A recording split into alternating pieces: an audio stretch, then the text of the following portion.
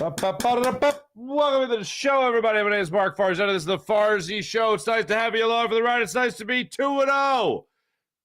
Right? It's nice to be it's still good to be 2-0. It's good. It's good to be 2-0. Right? I am happy to be 2-0. Yesterday, I was sitting in on the post-game show on Jacob Media, and I was asked by Mike Missinelli about my concern level. And don't get me wrong, this is not a perfect team. I'm not looking at the Philadelphia Eagles right now, and I'm a big believer in you are what your record says you are. And although your record says you're perfect, well, yeah, you're 2-0. You've won both games you played, so that makes sense. But watching this team play, not perfect. Far from perfect. And yes, they have beat the Patriots, and I am very happy that they started out the season 1-0. And then, 5 days later, I am very happy that they went in against the Minnesota Vikings in Philadelphia, in South Philadelphia, in their home opener, and they won that game too. And they won 2 in a row to start the season. And it's a much better spot to be than either 1-1 or 0-2. But there are flaws. So I got asked the question last night when it came to my level of concern. 10 being the most worried, 1 being not worried at all. I heard my friend Derek Gunn answer by saying he's at a 6. All right, so he's on the other side of 5. He's over the hump. He's on the side of worried. And then I heard my friend Seth Joyner said he was at a 7. He marked it up to a 7. Yes, he was concerned about this team. And then it got the lowly old me. Okay, got the lowly old me. You know what I said? I am at a 3. I'm at a 3. I'm not worried. Are there concerns? Are there imperfections? Absolutely. However, they have gotten through those imperfections, and now they have 11 days before they have to go and face the Tampa Bay Buccaneers. They don't have to play this Sunday. They don't have to play next Sunday. They play the day after that. So they got some time. If they don't correct the mistakes that I saw in this game and some of the mistakes that I also saw in the Patriots game in week 1, then I will be concerned. If Jalen Hurts looks as shaky as he has, especially in this past game, yesterday's game against the Minnesota Vikings, well then, yeah, I'm going to have concern. If the Eagles have to shift into running the football in a very much passing league with an MVP caliber quarterback, as if they did during his rookie season, or at least this is his first year as a starting quarterback, if they have to downshift, by today's standards, downshift to running the football as much as they did in this game, including 13 out of 16 plays on a 16-play drive, then, yeah, I'm going to have a much higher level of concern. I will most likely be jumping over that, either going from 3, 4, 5, jump over 5, and I'll probably get to a 7 rather quickly. I will catch it. And I said that to Seth in the post game last night. I said, Seth, I'm going to be right where you're at. Not Monday, but a week from Monday. I'll be at that point. If, and only if, this Eagles team does the same exact things they did against the Vikings, they did against the Patriots, they do those same things as they did against the Tampa Bay Buccaneers. Now, what do I mean by that? Now, they can still win. Okay? They can still win. Look, I look at the schedule. The Eagles, it could very easily start off, 5-0, 6-0, 7-0. They could be riding a nice hot streak like they were last year. Very, very easily they could be doing that. And they still could be doing that. However, the goal is not to say, oh, we're 6-0. Like, that's very good. That's great. The goal is to overall win a Super Bowl. And here's what we're looking at through 2 games so far this season.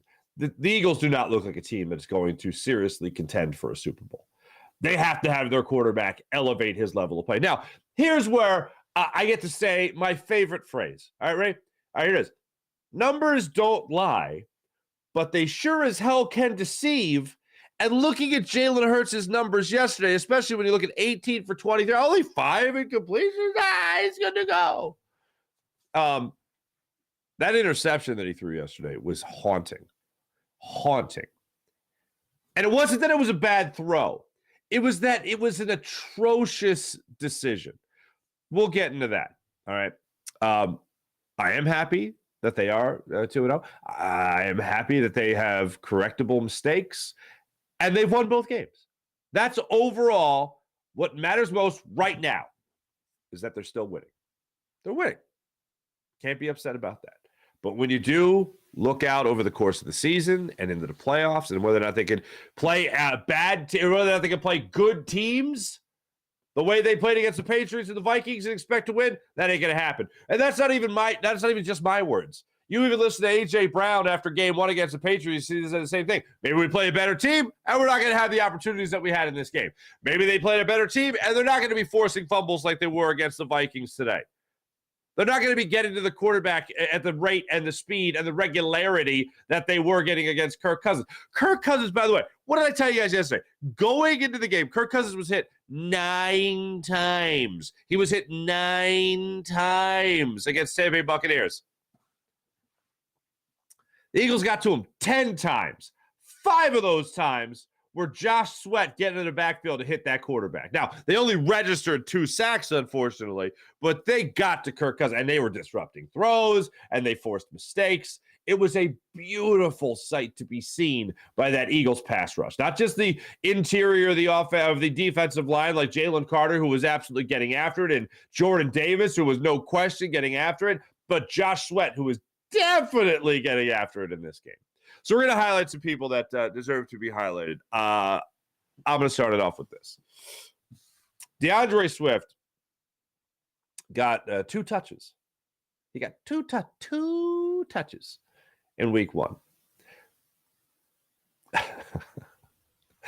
Yesterday, the grand total for your running back, 28 carries, 3 receptions. So let's do the math. That's 31 touches as opposed to 2 a reception and a run last week against the Patriots. He had 3 catches yesterday for 6 yards, but 28 carries for 175 yards and a touchdown. DeAndre Swift, his longest run was 43 yards. DeAndre Swift was awesome yesterday. And even perhaps more awesome than DeAndre Swift was the Eagles' offensive line. The only people that really can compete with DeAndre Swift's awesomeness yesterday were the people that were plowing the holes for him with that offensive line. And seeing Lane Johnson do the signal to the bench that he does when they know the run is cooking, and we've seen him do this against the New York Giants when Doug Peterson was the coach here. Hey, guys, this is working, so let's just keep on doing this. Because guess what? They're not stopping us. We can do whatever the hell we damn well please if we just keep running the football. And they kept running the football. And what do? They scored a touchdown. That was pretty nice.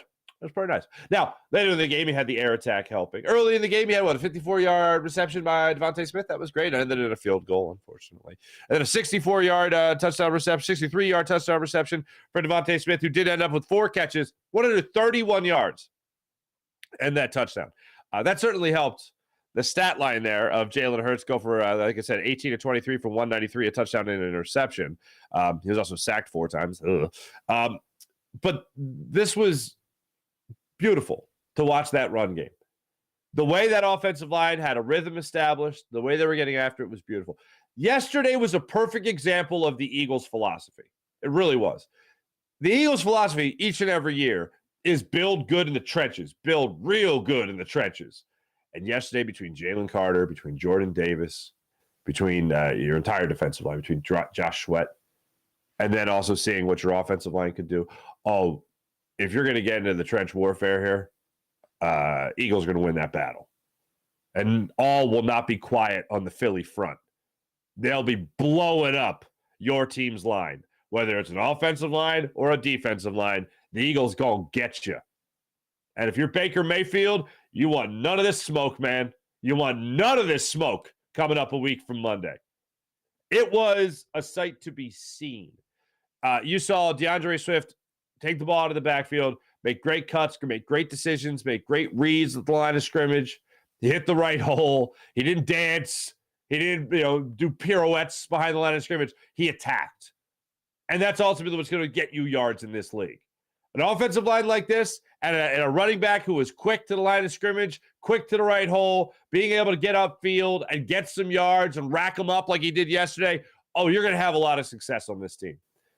DeAndre Swift is going to get after it this year if they give him the opportunity behind this line. And I know Kenny Gainwell is supposedly the number 1 back, But one thing you just can't deny, and Nick Sirianni admitted to this even before the season started. Yeah, RB1, yeah, sure, whatever. There's 4 guys they had as RB1. Here's who's definitely not RB1. I'll tell you right now who's definitely not RB1. Ready?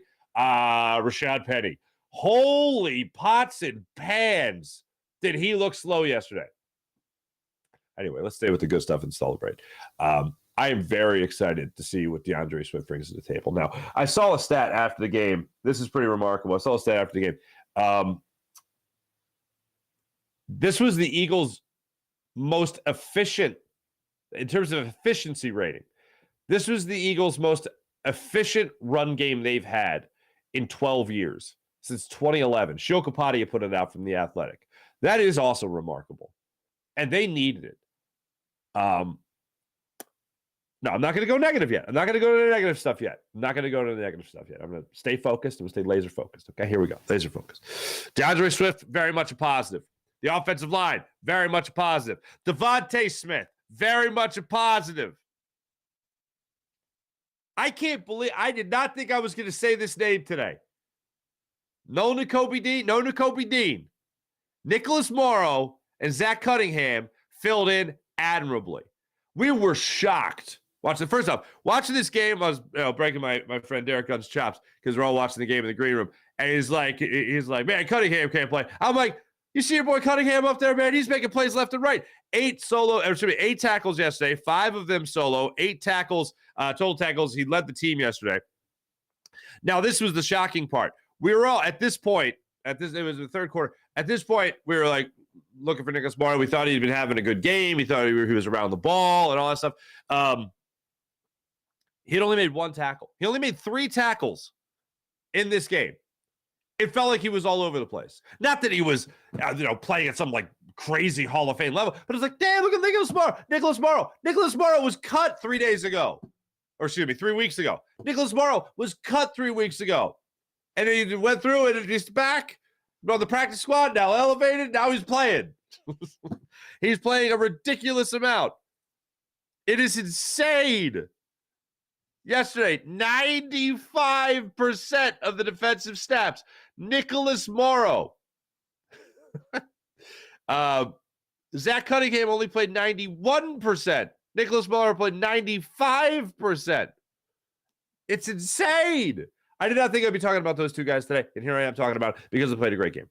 They played a great game. For filling into the role that they're supposed to be filling in for, they're making plays. Very happy with what you saw in that regard yesterday from those Eagles players. The safety position, Terrell Edmonds, Josh Jobe, okay, not great, but okay. Darius Slay was making plays for you, got burned on a couple plays. It's going to happen against Justin Jefferson. He's still a pretty damn good wide receiver. I know it didn't happen last year.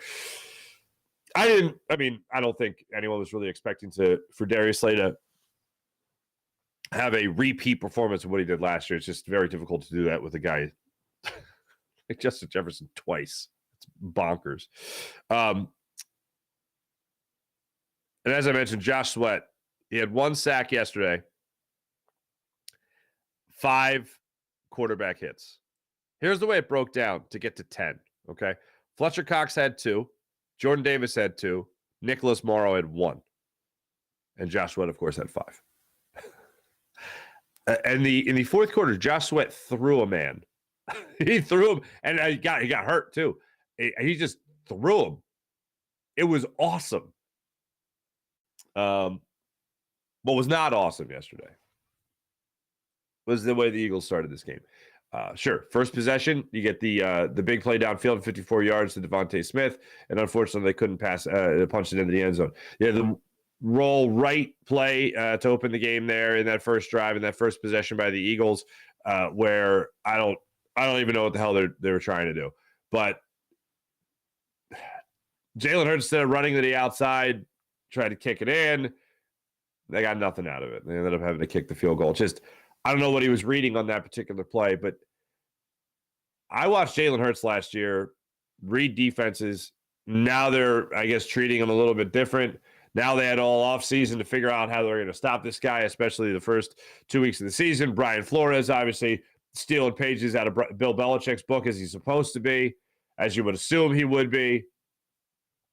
And they did a great job defending against Jalen Hurts and trying to contain him in the pocket. Even on plays where he was trying to scramble, that same first possession, he tried to scramble to his left, got met at the line of scrimmage.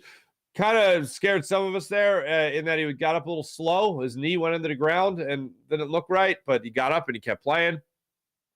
And he just kept on coming. When he was going to get the opportunity to finally beat you over the top, he beat you with that 53-yard pass to Devontae Smith, and then he was able to do it again later in the ballgame on the 63-yard reception downfield for a touchdown.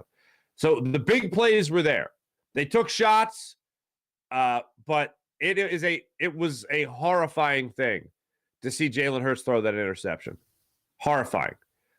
Because he was staring down his receiver. And he had to have seen two Vikings in the middle of the field just waiting to pounce. The play was right in front of him. And for whatever reason, he just still let it fly. And to no surprise, got picked off.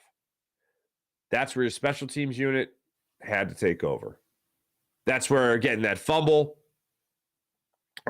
forced by Justin Evans, and I think fell on by Zach Cunningham on the punt return. That was fantastic. Seeing guys getting their head across the football, seeing Avonte Maddox being able to pop that ball out before he got hurt, seeing this defense make plays throughout the game is ultimately what saved you.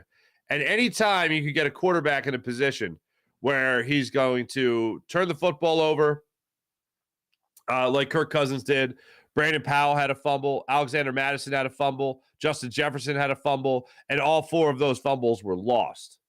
That shows you that your defense and your special teams are looking to pounce on the football. And they're looking to attack the football. Last year, in the first half of the season, for the most part, Eagles were one of the best teams at forcing takeaways. This defense was doing a hell of a job. Much better job they were than in the year prior. This year, they could be on that same type of trajectory. I would love to see that for this defense. Not just a defense that gets after the quarterback and gets sacks and gets quarterback hits, but they force mistakes. Because you know what's better than a fumble? A sack fumble. You know what's better than a fumble in general? Or excuse me, a sack in general? It's quarterback fumbles. Running away from pressure, ball slips out of their hand, something like that. You force that mistake. This Eagles defense, they came to play this season. They absolutely came to play this season. And to not have your starting linebacker in Nakobe Dean, but still get good linebacker play out of the guys he had out there. Not having Reed Blankenship, your starting safety. Not having James Bradbury, your starting corner, one of your starting corners. And seeing guys just step up with that next man up mentality. And then see guys go down in this game as well, like Avonte Maddox. And guys just kept bringing it. Gives you a good feeling going forward. It truly is my only real concern. Now, special teams still has to improve. And by the way, Jake Elliott, while I'm on the subject, missing the 55-yarder, and then right before halftime, and I love this. And we were just about to go on at halftime, me and Bill Colarulo, and we're sitting there, and we see the Eagles get the ball back after the whatever the heck Justin Jefferson was. I know he was trying to extend the ball over the goal line. You got to know you can't throw the ball at the goal line because that'll be a touchback, which it was. Ball rolled out of bounds. It's the dumbest rule potentially in all of sports. That when the ball is fumbled out through the end zone of an offensive player, it's a touchback and it's a turnover, essentially. Anyway, whatever. It benefited the Eagles. But I loved it. 34 seconds. You had all your timeouts, and Nick Sirianni decides, well, let's see what happens. And after the game, that's exactly what he said happened. He said, let's just see what happens. Let's just go for it. So Boston Scott gets out there, rips off a run, rips off another run. Next thing you know, you got an opportunity here. And they kept going, and they kept going. They kept calling timeout. Right before that, Bill Colarulo looked at each other, and they're just going to kneel on it, right? And I'm like, yeah, they're just going to kneel on it. And I looked at it, I was like, wait, how many timeouts do they have at 34 seconds? Whoa, they might not kneel on it. And he was like, yeah, you're right. 3 timeouts. Yeah, why not? So they handed it to Boston Scott, and Boston Scott got some yards. They handed it to Boston Scott again. He got a couple more yards. And next thing you know, the Eagles, they're going, maybe we do something here. Here's the way it broke down. Cousins hits Justin Jefferson for 30 yards. 30 yards. Then Jefferson tries to extend the ball over the goal line. In the process, throws it out of bounds Eagles pick up the ball at the 20-yard line. Not the 25, the 20-yard line. 34 seconds on the clock. Boston Scott takes a run, 7 yards. Then next thing you know, Boston Scott gets the ball again. 18 yards. What? Now all of a sudden you're at the 45-yard line. 20 seconds after another timeout. Then Jalen Hurts scrambles for a couple of yards. You go, hurry up. Hurts passes to DeAndre Swift, who gets no gain. And then 3rd and 6 to the 49. Jalen Hurts scrambles 8 yards. Now it's all right. Well, we've seen Jake Elliott hit 60-plus yarders before. Eagles call a timeout. Then the Vikings call a timeout, trying to ice a guy at 61 yards. I think he's got bigger things on his mind than how much time he's got to kick that football. But you know, to each his own. And then he drilled it. 61-yard field goal. Eagles go into halftime. Instead of just up 3, they're up 6, baby. And here's what else it does. Because the Vikings receive the ball coming out to start out the game. Or the Eagles, the Vikings, because they kicked off to lead the game, to start the game, it negates that possession because they're going to get the ball anyway after the Eagles make a field goal. So that's a beautiful thing. So then the Vikings come out. And what happened? To start the second half, you got one play by Madison. He runs right for a yard, and then Kirk Cousins drops back, gets sacked 8 yards behind the line of scrimmage, fumbles the football, courtesy of Josh Sweat, recovered by Fletcher Cox, and then the Eagles are off to the races. DeAndre Swift has a run for 6 yards. I mean, they picked up the football at the 7-yard line. They get to the 1-yard line with DeAndre Swift, and then time for a tush push. And this is what was so fantastic. Jalen Hurts was helping out the new guy, DeAndre Swift. Now, here's the deal. They get 2nd and goal from the 1. Instead of giving that ball to DeAndre Swift to try to punch it in, they just go tush push right there. All right, and I don't fault him as much for doing it in this situation because you had already burned it down, but you already used it down where your running back tried to score, didn't get it. Then you're like, all right, 2nd down and 1 from the goal. All right. 2nd and goal for the 1, excuse me. I loved Jalen Hurts pointing to his butt, instructing DeAndre Swift, hey, push my butt. Push my butt. Tush push. And DeAndre Swift, oh, okay. Push. Touchdown. Eagles go up 20-7. Vikings get the ball back. They have a 3 and out. That was spectacular. And then the Eagles take control of the game with the 63-yard touchdown pass to Devontae Smith in that third quarter, make it 27-7. Eagles decided to make it more interesting than they should have, but that's kind of how I saw the game playing out. My idea was that they were going to go into this game, they were going to win 31-24. Good to be in the ballpark again. But I just felt like overall the Eagles were going to be the better team. I felt like they were going to have control of this game and that the Vikings were going to make it closer than it should be. And they did. I know they just, with a 34-28, a lot of people took a push, so you didn't lose any money. And then some people were able to shop that spread around a wee bit and got it at 5.5, and they were able to win. Pretty remarkable the way the Eagles won this football game. Now, it wasn't all puppy dogs and ice cream, as we know. There was some scuttlebutt going on the sideline with A.J. Brown and his quarterback. I know a lot of people jump right to T.O. A.J. Brown, I was reminded by my friend Bill Colarulo there that A.J. Brown had an issue against the Giants with not getting enough touches. When the smoke cleared last night, A.J. Brown certainly looked like he was more involved in the game plan. 4 catches, 29 yards. He was targeted 6 times in the game. The only person, he was the most targeted receiver, wide receiver. The only person that got more targets was Dallas Goedert, and he caught 6 passes for 22 yards. After the game, Nick Sirianni took to the podium, and he was asked about AJ versus Jalen Hurts, and he was asked about that little dispute. Now, media did a good job with this because they did call him out. They're like, Coach, you were right there. It showed that you got involved. What was said? Here's the way Nick Sirianni handled it after the game. Yeah, I don't know. I didn't didn't see what was going on with that. We're just trying to manage the game. You were part of the TV show that you kind of interjected there. Okay. What did you have to say to AJ and Jalen? I guess the conversations we have on the field are going to be private, and the conversations we have in our locker room are going to be private. Y'all don't need to know what was going on right there. Okay, just say that. Keep it in house. Keep it in house. What happened? Oh, I don't know what happened. Coach, you're right there. Coach, too. There's cameras. I don't know if you know about this. There's cameras there. You guys don't need to know what. All right, fair enough. Let's just start out. Let's save us all some time. Now let's hear it right from the horse's mouth. Here is Jalen Hurts talking about what the hell was going on between him and A.J. Brown. AJ's frustration on the sideline, Jalen, knowing him as well as you do, what's sort of behind that? Yeah, I think everybody wants to make plays and everybody wants to contribute. I have no worry about him, and he's a great player, great teammate, great friend, and we'll all do anything and everything with winning in mind. Is it tough sometimes when, so many different people want the ball? And last week, obviously, we were asking about Dallas Goedert and now EJ and everything like that. Is that kind of like a week-to-week thing? We won. I don't want to make it bigger than what it is. Yeah, we're talking about external factors here. That's it. We won.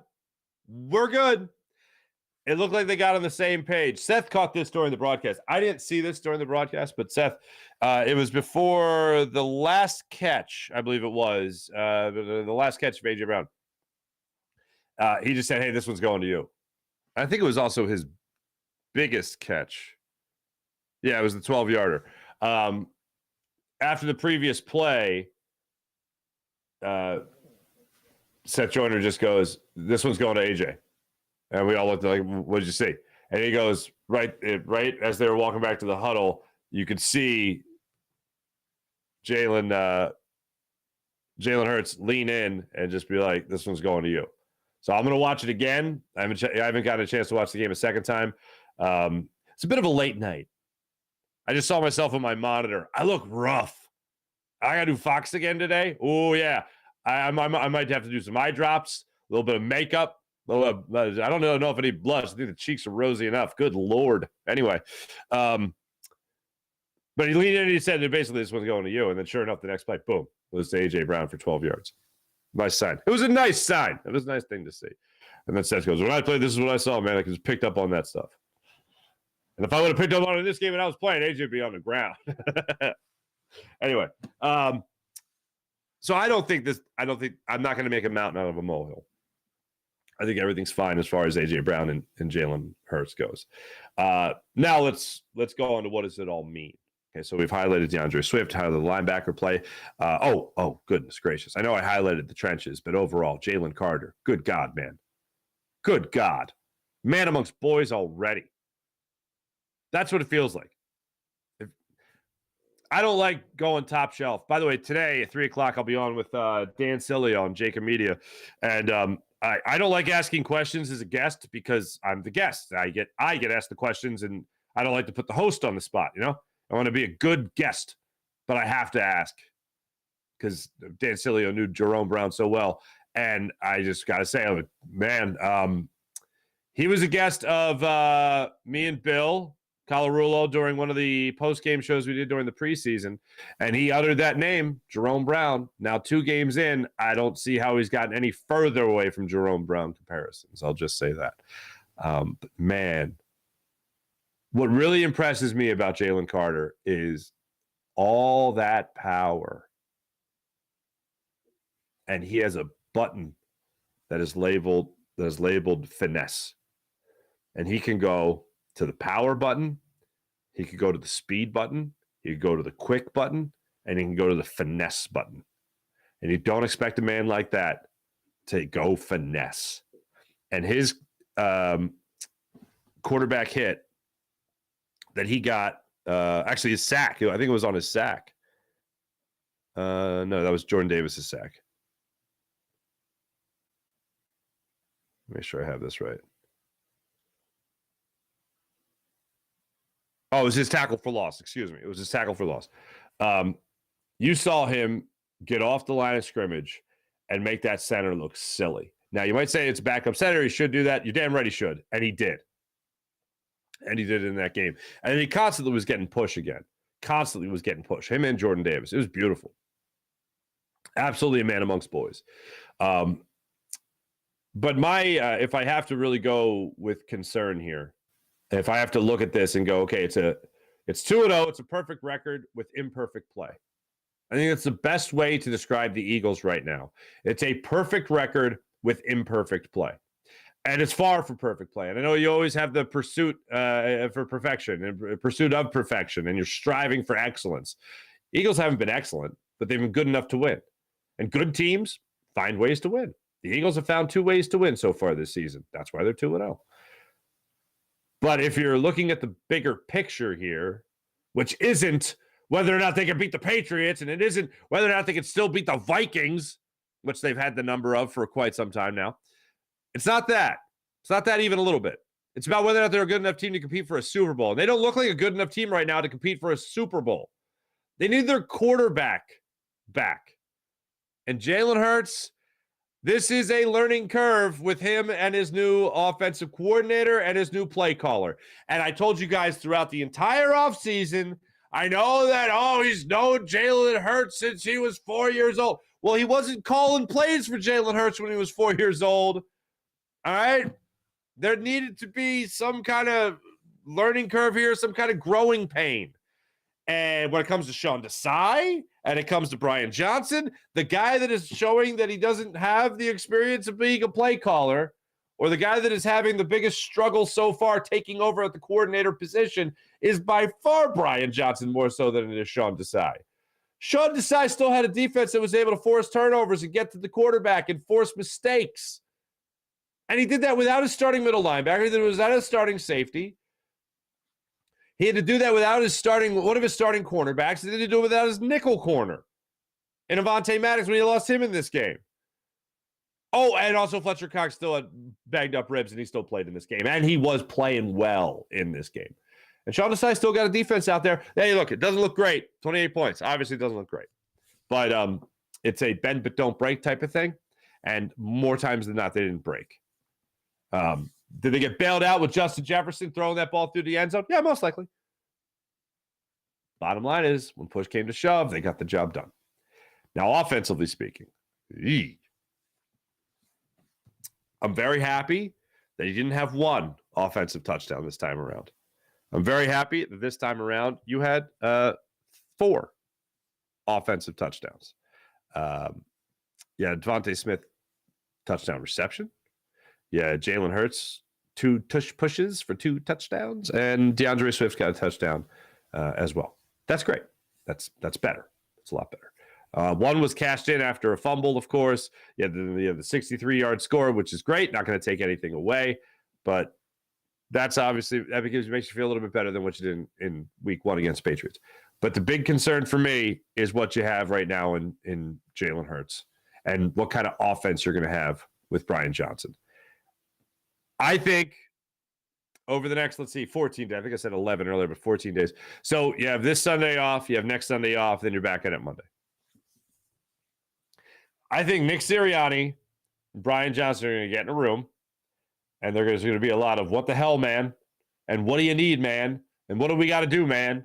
And I think that's going to be happening a lot over the next week plus as we wait for the Eagles to travel to Tampa to take on Baker Mayfield and the Tampa Bay Buccaneers. Throughout the next 14 days, whatever, 10 plus days, that's what there's going to be a lot of. That's what there's going to be a lot of. Brian Johnson trying to figure it out. And if there's anyone right now on this Eagles team that I am actually concerned about, it's Brian Johnson. It's not Jalen Hurts. It's not anyone else. It's not Nick Sirianni. It's not Sean Desai.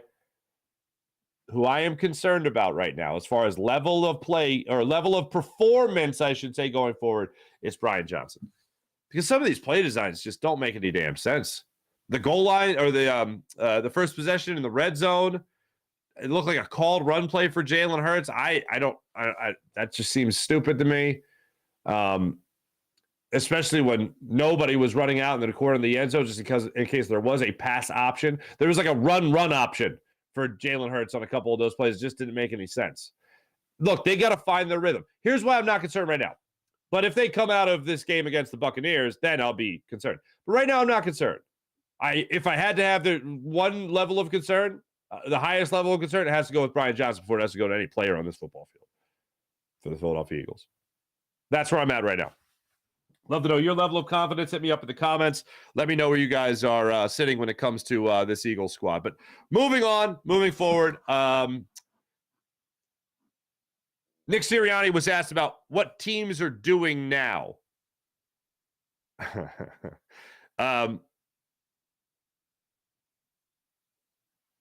Nick Sirianni was asked about what teams are doing now with Jalen Hurts and what the defense looked like against Jalen Hurts. Here's what Nick Sirianni had to say.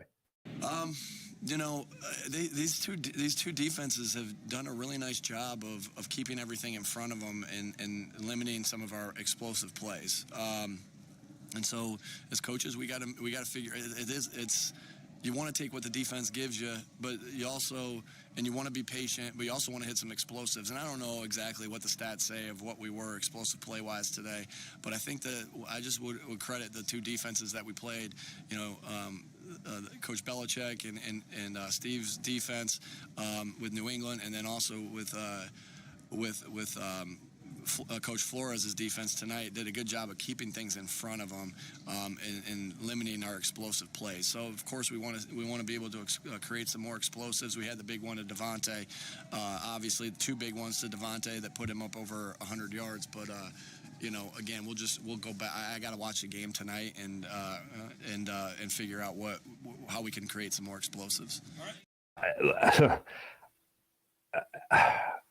For me, this comes down to Jalen Hurts. It has a lot to do with Brian Johnson, and like I said, that's the number one concern I have. But as far as your explosive plays to this point, I mean, in week 1 against the Patriots, it's weird to say week 1 of 5 days ago. And then they played again 5 days later. But in week 1 against the Patriots, you saw at least 2 different shots downfield, maybe 3 different shots downfield. 2 of those were into double coverage. Those kind of plays I get. And that's legit throwing into double coverage. This interception yesterday was just dumb. Just plain stupid. The A.J. Brown played down the field against the Patriots that got broken up. That I can see. Hey, now that's double coverage he's throwing into. No question about it. But it's at least in a position where A.J. Brown can go up and make a play. I can see that, okay? I can see Jalen Hurts like he did again with Devontae Smith against the Patriots when he was double covered, throwing the ball up for Devontae Smith to make a play. It didn't happen, but I can see the decision of, let's see if my guy can make a play. Heave, okay? When he throws to Quez Watkins, who's running across the middle of the field, and there's 2 safeties set in the middle of the field, and he throws that ball, that I don't see. That makes no sense to me whatsoever. And if he would have had Quez Watkins wide open in front of him and sailed it and threw the interception, that would make me feel better. Because you're going to have throws that sail. You're going to have balls that get away. What you can't have is horrendous decisions. When you see defenders lurking, waiting, hoping, praying that you're going to let that ball fly because they're licking their chops, man. They're like, oh, my God, is he going to throw it? Holy Lord, he threw the football. That one's mine. Interception. And that's what happened on that interception yesterday. Jalen Hurts is 1,000 times better quarterback than that. He's 1,000 times smarter quarterback than that. I would say that's going to be a rarity. Without question, he tried to force that to make something happen. Zero doubt in my mind. After they came up small in the red zone, I have no doubt in my mind that that's exactly what he was thinking. If you go back to the order of everything and the way it fell into place there, they come up small. They just get the field goal there on their first possession. 9-play drive, 69 yards, nice. And they come away with a measly little field goal. Then they get the ball back. Courtesy of the fumble on special teams. They get another possession. They end up punting at the end of that possession. They end up getting the ball back on that fumble. It's a beautiful thing. And then Jalen Hurts throws the interception. That was their third possession of the game. After they were given renewed life with the forced fumble there. It's painful. It's painful. Absolutely painful. What is your level of concern right now when it comes to this Eagles team? 2-0? Are they lucky? Are they just plain lucky to be 2-0? Or are they going to rip off another handful of wins? Because after this, you got the Buccaneers. Whatever. Then you got the Commanders. I always say there'll be a thorn in our side, but I think the Eagles are going to exact revenge on the Commanders. Then they go to LA to play the Rams. Then they go to North Jersey to play the Jets. Then they got the Dolphins. Going into that Dolphins game, you're looking at a team that could be 1, 2, 3, 4, 5, 6-0 against the Miami Dolphins, hosting them on Sunday Night Football in South Philly. By the way, I love Al Michaels. I really do. I adore Al Michaels. Love the man. He was incredible to me in my time on Sunday Night Football. He always knew me as a kid from Philly. I don't think he'd. Oh, Mark, yeah. I don't think he know my name, but he would. Oh, Philly, yeah. What's going on with Claude Giroux? I'm like, I don't know, Al. Big hockey fan, of course. I had the most awkward hug, if I've ever told you guys. I had the most awkward hug ever with Al Michaels. In a year I had as a stage manager for Football Night in America, I bumped into him in Philly at the Shops at Liberty Place. He was coming out of Sunglass Hut. I'm like, what? I said, Al, what? They don't have sunglasses in California, where he lives? And he turned around, I was like, hey, he had a hat on. He was like in disguise. And I didn't know people did an elbow. I never heard of it until this point. I learned the elbow from Al Michaels, and I learned it the hard way because he raised his arms. So I thought he was going in for a hug. He's going for the elbow. And I was like, thank you, Al Michaels. He's like, hey, what's going on? What are you doing here? I'm like, I live here. He's like, that's right. Anyway, so it's really awkward. Thank you, Al Michaels. I love you. You're one of my heroes. Anyway, but he called Lincoln Financial Field the Vet last night, Veterans Stadium. And I'm just like, well, I'm just glad he didn't call it Candlestick. You know what I'm saying? You know what I'm saying? I got a text from my cousin. I didn't hear it during the broadcast. Then I went back and I heard it. And I'm like, oh, yeah, that's he definitely said it. My cousin texted me. He's like, did he just call it Veterans Stadium? And I was like, rewind it. He called it Veterans Stadium. Anyway, love Al Michaels. That is a fun little factoid, though, about the game. How about Michael Vick being in the house last night? Mike Vick was in the house. Go figure. Go figure. Michael Vick. All right.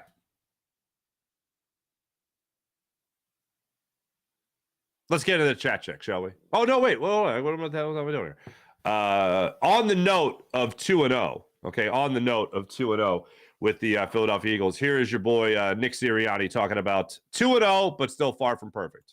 Way easier to correct when you're 2-0 and no one's feelings are in it, and so we can really press in this meeting tomorrow that we're going to have with the players and hold ourselves accountable as coaches and hold them accountable as players, and that's what we'll do. And so obviously we're not playing. We didn't play our cleanest game. I think the first week was a little bit of a more clean game for the defense and not as clean for the offense, and a little bit vice versa tonight. So we'll go back. It's you're right. We're 2-0, and a lot of teams would like to be sitting at 2-0.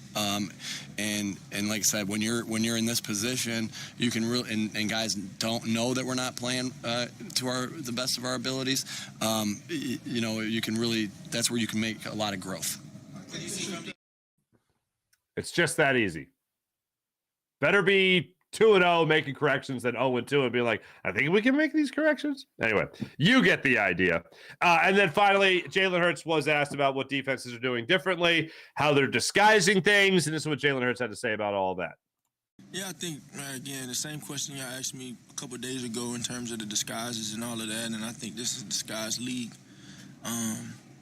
And sometimes it is quarterback versus defensive coordinator. All the time it is. And so it's an adjustment. Everybody's going to try and find the best way to attempt to slow us down, and it's about how we respond to that and how we execute.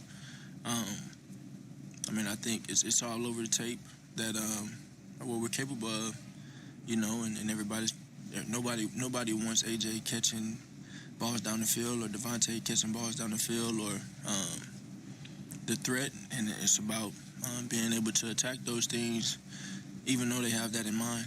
And so that's a development thing for us as an offense, and I talk about that identity that we're yearning to find. But you rush a 255,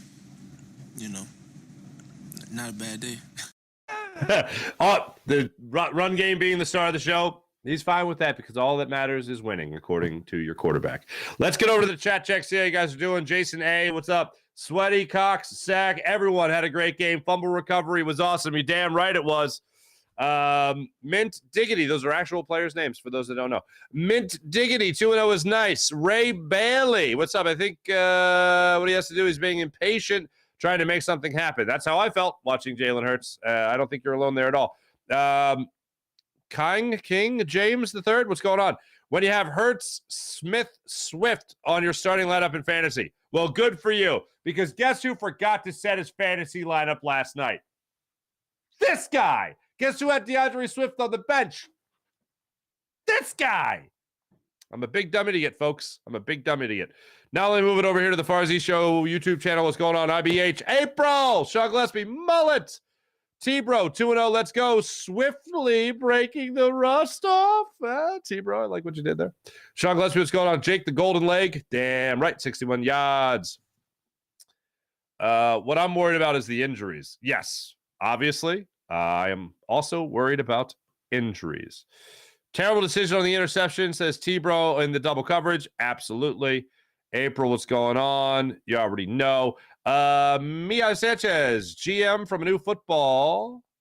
Good morning. Oh, from a new football Swifty. There you go. There you go. Remember the last time Elliott kicked a 61-yard field goal and Eagles had a home opener? That wasn't their home opener, was it? When they kicked the 61-yard field goal, was it? Did they finish? Maybe it was. Secondary got their second act together. Very nice. They did. Jason A., hello again. Farzy, Jake Elliott is the Eagles MVP so far. It's incredible. That's crazy. Mark almost sexually harassed Al Michaels. It's a true story. I swear to God. What's up, Jeff? How you doing? Very concerned and frightened with the Eagles play calling. Yeah, I think they're going to have a come to Jesus moment over their little break here. I think they're going to have a come to Jesus moment over their little break here. Thanks everyone in the chat. You guys are great. Let me get to MyBookie. As a bettor, you demand perfection, and MyBookie delivers. NFL, college football, and brand new cash out systems. They give you the options to bet and win all season long. First two-leg parlays the day hit. Guess what? You cash out early and place another bet, or let it ride for a chance at a bigger payday. Join MyBookie. Join the MyBookie family for an entire season filled with daily odds boosts, same game parlays, and super contests as well. This season, MyBookie has no strings attached cash bonus that lets you deposit and withdraw quick. Use promo code FARZY on a deposit of $50 or more, and you can receive up to $200 in cash instantly to your MyBookie account. Bet your deposit amount once, and you're ready to withdraw it at any time. Again, that's promo code FARZY to claim your cash deposit bonus. You can get anytime. You can bet anytime, on anything and anywhere with MyBookie. So make sure you guys check out MyBookie. Thanks, everybody. Appreciate you guys. I'll be back with you guys tonight for Fighting's postgame here on the Jacob Media YouTube channel. So don't you guys miss that. Jim Hyde and Bruce program did a wonderful job as per usual. Thank you so much. If you like me, bonus me today on Fox 29 coming up at 7:45 today. Have a great rest of your day, everybody. Hope to talk to you tonight after another Fighting's victory. Cross our fingers for that one. See ya.